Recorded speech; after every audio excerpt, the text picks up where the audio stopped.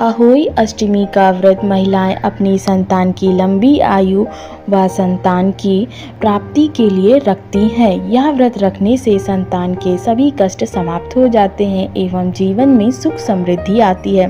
तो आइए जानते हैं अहोई अष्टमी व्रत की कथा। प्राचीन समय में एक नगर में एक साहूकार रहता था। उसके 7 लड़के थे।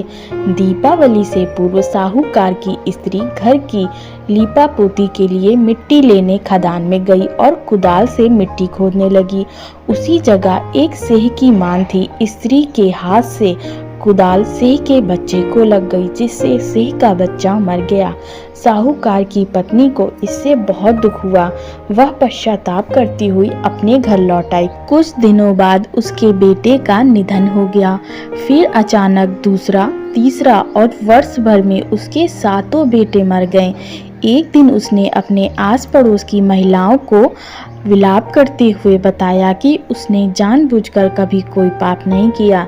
हाँ, एक बार खादान में मिट्टी खोदते हुए अनजाने में उससे एक सेह के बच्चे की हत्या अवश्य हो गई और उसके बाद मेरे 7 पुत्रों की मृत्यु हो गई। औरत ने साहूकार की पत्नी से कहा कि यह बताकर तुमने जो पश्चाताप किया है उससे तुम्हारा आधा पाप नष्ट हो गया।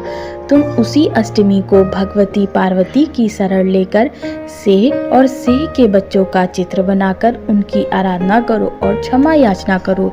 ईश्वर की कृपा से तुम्हारा पाप नष्ट हो जाएगा। साहूकार की पत्नी ने उनकी बात मानकर कार्तिक मास की कृष्ण पक्ष की अष्टमी को उपवास व पूजा याचना की।